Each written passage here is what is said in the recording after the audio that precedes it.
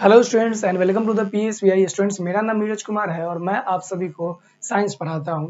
तो स्टूडेंट्स अभी हम लोग जो है क्लास 6 का जो हमारा चैप्टर है, जिस चैप्टर का नाम क्या है, आवर क्लॉथ्स, यानी कि जो हमारे कपड़े होते हैं उनके बारे में हम लोग क्या है इस क्लास में, इस वीडियो में हम लोग पढ़ने वाले हैं।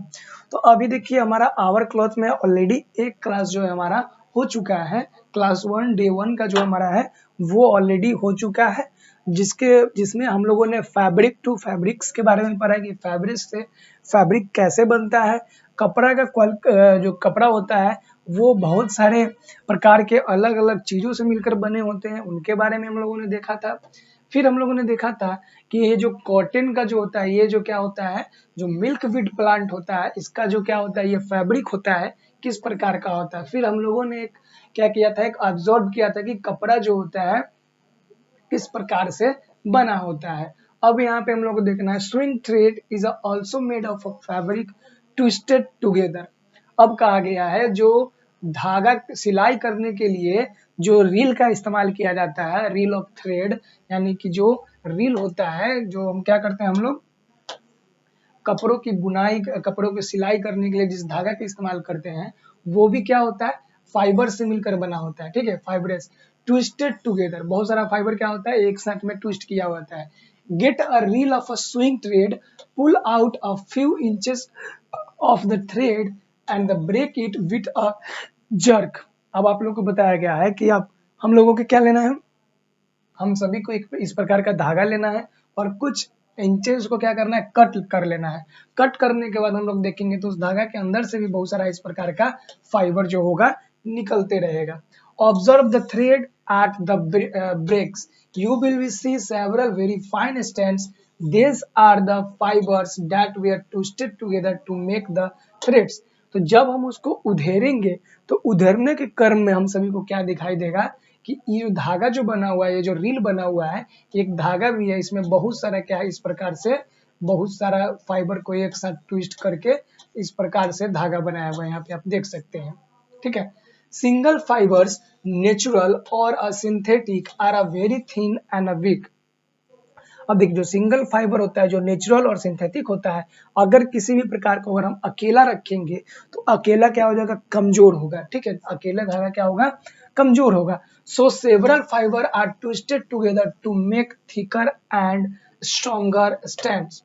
अब कहा गया है कि अगर हम फाइबर को अकेला अगर रखेंगे तो अकेला रखने में क्या होगा, वो कमजोर होगा और पतला बनेगा, जिसके कारण हम लोग बहुत सारे फाइबर को एक साथ में ट्विस्ट करके, एक साथ में उसको गूंथ करके एक रील का निर्माण करते हैं। और वो रील क्या होता है, उससे मोटाई में भी ज्यादा होता है और ये क्या होता है, स्ट्रॉन्गर भी होता है, यानी कि मजबूत होता है।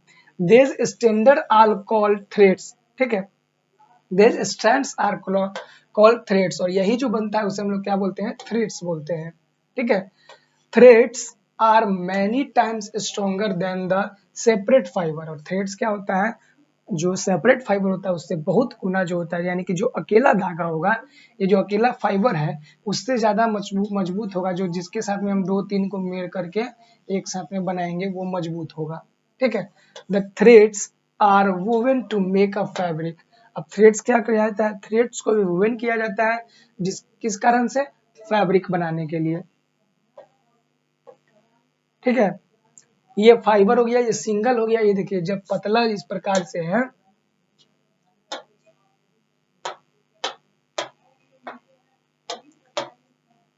ये जो देख रहे हैं आप सिंगल इस प्रकार से, ये क्या है, इसको हम लोग फाइबर बोलेंगे।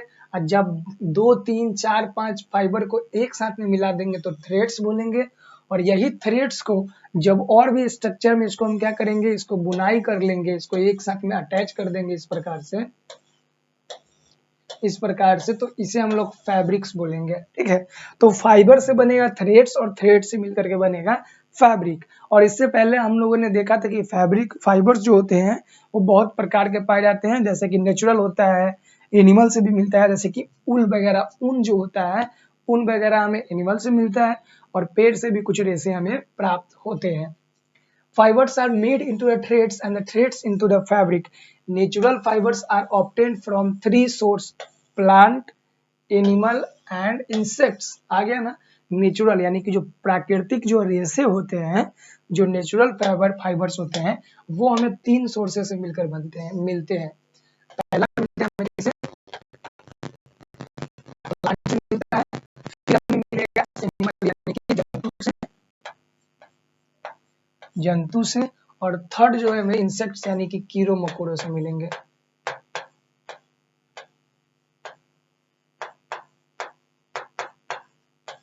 कीड़े मकोड़ों से मिलकर के हमें मिलते हैं, प्राप्त होते हैं।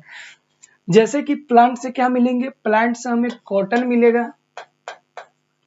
प्लांट से कॉटन मिलेगा। एनिमल से क्या मिलेगा? एनिमल से हमें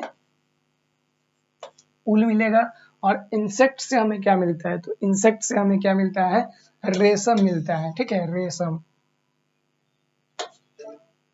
नेक्स्ट आगे हम लोग बढ़ते हैं। अब देखिए फाइबर फ्रॉम प्लांट। अब ऐसे कौन कौन से फाइबर है जो हमें पौधों से प्राप्त होते हैं, ठीक है, जो हमें क्या होते हैं, जो हमें पौधों से प्राप्त होते हैं, तो वो फाइबर कौन कौन से हैं? तो देखिए पौधों से प्राप्त होने वाले फाइबर के बारे में हम लोग देखने वाले हैं। तो यहाँ पे देखिए क्या बताया गया है, पौधों से हमें कौन कौन से फाइबर मिलेंगे। पौधों से मिलेंगे हमें कॉटन प्राप्त हो जाएगा, ठीक है, पौधों से हमें क्या प्राप्त होगा? कॉटन, फ्लैक्स प्राप्त हो जाएगा। और जूट जो होता है, ये जो क्या होता है फाइबर्स, ये हमें प्लांट से प्राप्त होते हैं। 3 plants that produce fiber which can be made into fabrics are cotton, flax and the jute, ठीक है, 3 प्रकार के पौधे हैं जो जिनसे हमें क्या होते हैं? फाइबर प्राप्त होते हैं, और वो फाइबर से हम लोग फैब्रिक्स बनाते हैं, जैसे कि कॉटन हो गया, फ्लैक्स हो गया और जूट। ये 3 प्रकार के पौधे होते हैं। फिर आगे हम लोग देखने वाले हैं कॉटन के बारे में, ठीक है, कि कॉटन के बारे में, जो कॉटन हमारे पास है, बताया cotton fibres are obtained from cotton plants. Cotton fibre किससे प्राप्त होता है? तो कॉटन प्लांट से प्राप्त होता है। Cotton plants are grow at a place which have a black soil and a warm climate. तो देखिए यानी कि कॉटन यानी कि जो कपास है, तो कपास कहाँ पे पाए जाएंगे? तो देखिए फ्रेंड्स, कपास जो है ये हमें गर्म और शुष्क जगहों पे पाए जाएंगे। कहाँ पे मिलेंगे? वार्म क्लाइमेट पे, यानी कि जहाँ पे गर्म क्लाइमेट होगा वहां पे कपास की प्राप्ति आसानी से हो जाएगी। और इसके लिए जो उपयुक्त मिट्टी होती है, ठीक है, कॉटन को ग्रो करने के लिए जो उपयुक्त मिट्टी होती है, जिसे हम लोग क्या बोलते हैं? Black soil. ब्लैक सॉइल यानी कि काली मिट्टी की हमें आवश्यकता होती है।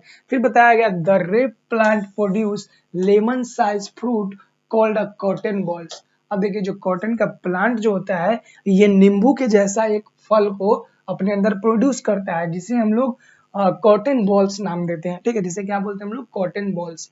Fully grow cotton balls pop open a soft cloud of a cotton fiber attached to the seeds come out. This make a cotton field ready for the picking.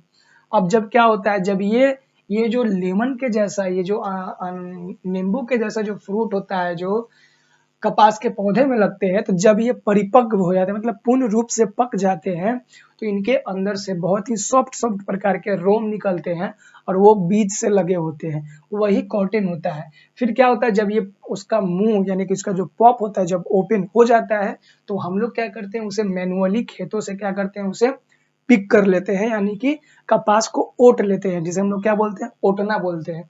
तो कपास को ओट करके लाया जाता है। फिर क्या होता है?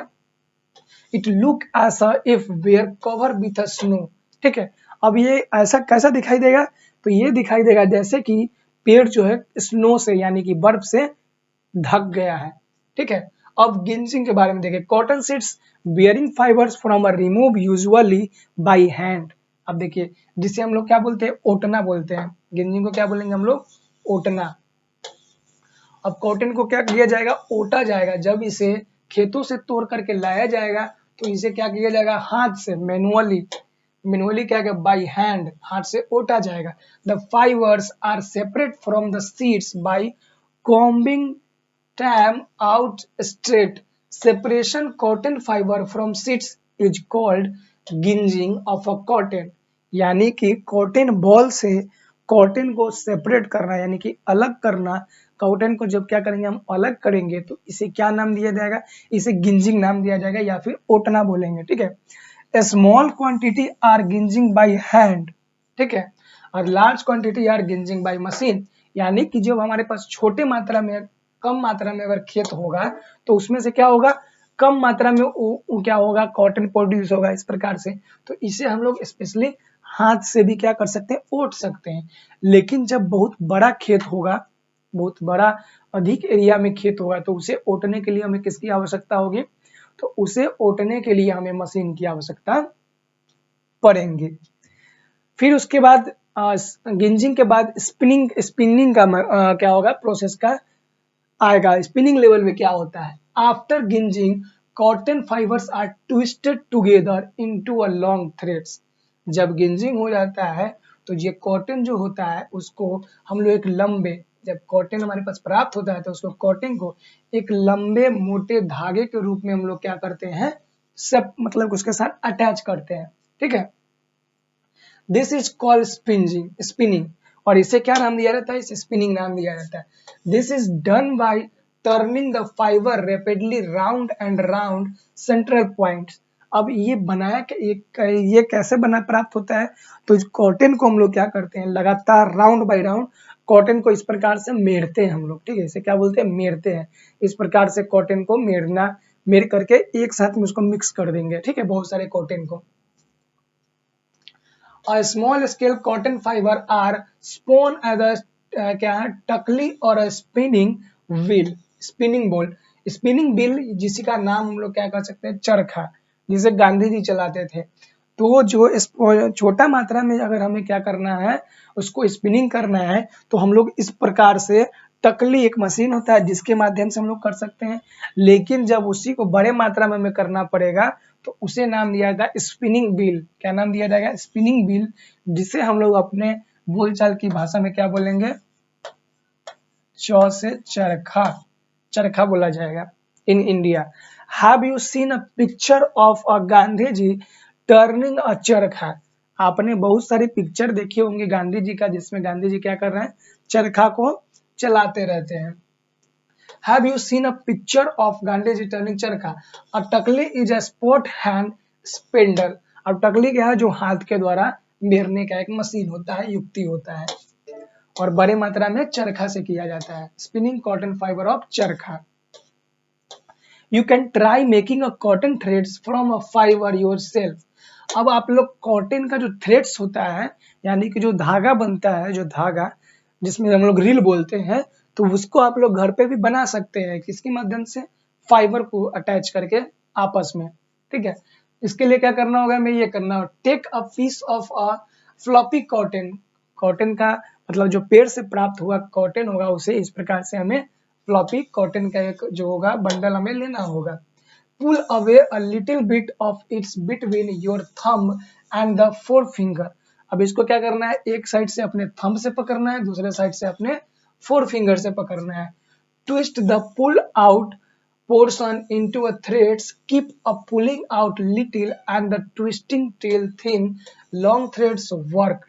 अब कहा गया है एक साइड से पकड़ना है, एक साइड से हमें खींचना है, और खींचने के साथ साथ उसे क्या करना है, हमें नचाते रहना है, स्पिनिंग करते रहना है, यानी कि मेढ़ते रहना है। तो हमें क्या है, वो जो कॉटन का जो मोटा सा बंडल होगा वो धीरे धीरे थ्रेड्स के रूप में पतला होना शुरुआत हो जाएगा। You have spun cotton fibre into the threads, और आप लोग जो स्पन कॉटन से क्या है, थ्रेड्स को प्राप्त कर लेंगे।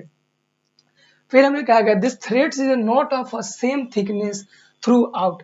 लेकिन ये जो थ्रेड्स हम लोग अपने हाथों से जो बनाएंगे वो हमें मतलब कि जो धागा होगा उस प्रकार का सेम हमारा प्राप्त नहीं हो पाएगा, क्योंकि ये हम हाथ से बनाए हैं ना, मैनुअली बनाए हैं। So it is not useful for making fabrics. तो जो हम हाथ से जो कॉटन का थ्रेड्स बनाएंगे ना, वो थ्रेड्स क्या होगा, कपड़ा यानी फैब्रिक बनाने में क्या होगा, यूजफुल नहीं होगा, उपयोगी नहीं होगा। Cotton threads spoon a charkha और a takli is of the same thickness all along the length. It is used for the making fabrics in a mild spinning of a cotton. Fabrics is done by machine. अब ये जो threads बनता है तो thread से, जो threads हमारे पास प्राप्त होगा उस थ्रेड से फैब्रिक हम लोग बनाएंगे तो जो थ्रेड से फैब्रिक बनेगा तो वो मशीन के माध्यम से बनेगा, हाथ से नहीं बन पाएगा। उसके बाद आ जाएगा वीविंग, यानी कि उसका बुनाई। थ्रेड्स जो हमारे पास धागा प्राप्त हुआ है उससे कपड़े बनाने के लिए हमें क्या करना होगा, उसका बुनाई करना होगा, यानी वीविंग करना होगा। Threads are made into the fabrics by weaving on a machine called loom. आप देखिए जो जिस मशीन पे वीविंग का काम होगा, वीविंग का काम यानी बुनाई का काम होगा, उस मशीन को क्या हम लोग बोलेंगे, लूम बोला जाएगा। In this process threads are interlaced by passing them across, over and under threads and the right angle to the each other। यहाँ पे क्या कहा गया है, इस मशीन में क्या किया जाता है, एक तो इस प्रकार से हमारे पास इस प्रकार से एक थ्रेड्स को रखा जाता है और दूसरा थ्रेड्स को इस प्रकार से अंदर और ऊपर से, फिर अंदर और ऊपर से इस प्रकार से इतना क्लोज बना देते हैं, बहुत क्लोज, तो हमें क्या प्राप्त होता है, फैब्रिक, या फिर हमारे पास कपड़ा जो है प्राप्त हो जाता है बुनाई के माध्यम से। और ये जो होता है ये 90 डिग्री एंगल पे होता है, आप लोग देख रहे हैं ना, एक ऐसे जा रहा है, एक ऐसे आ रहा है, तो ये 90 डिग्री का एंगल पे होता है। The vertical lengths wise threads are fixed in a place first. The state of vertical threads is called a warp. एक क्या होता है, वर्टिकल प्लेस, इसके ऊपर क्या किया जाता है, सेट कर दिया जाता है, जिसे हम लोग क्या नाम देते हैं, warp. Then a crosswise threads called the weft. और जो क्रॉस वाइज होता है, ऐसे जो क्रॉस वाइज होता है, इसे हम लोग क्या नाम देते हैं, क्रॉस वाइज को क्या नाम देंगे, तो इसे हम लोग बोलेंगे क्या, वेफ्ट बोलेंगे। is laced through back and the forth from the side of the loom to the other. A stall is used to feed weft more easily through the warp threads. Colored threads can be used to produce pattern on the fabric. और colour threads यानी कि देखिए colours, यानी colours वाला जो कपड़ा हम लोग यूज करते हैं, तो फैब्रिक जो हमारा कपड़ा बनता है उसके ऊपर डिजाइनिंग करने के लिए कलर्स का भी बीच बीच में इस्तेमाल किया जाता है। ठीक है स्टूडेंट्स, तो हमें उम्मीद है कि यहाँ तक आपको बहुत ही अच्छे तरीके से समझ में आया होगा। और यहाँ से जो आगे हमारे पास बचा वीविंग के आगे जो एक्टिविटी हमें करना है, या फिर और भी प्रकार के, जैसे कि फ्लैक्स से जो कपड़ा प्राप्त होगा, फिर हमारे पास क्या होगा, फैब्रिक एनिमल से जो ऊल प्राप्त होगा, इन सभी चीजों के बारे में हम लोग अगले वीडियो में देखेंगे। तब तक के लिए धन्यवाद, मिलते हैं अगले वीडियो में।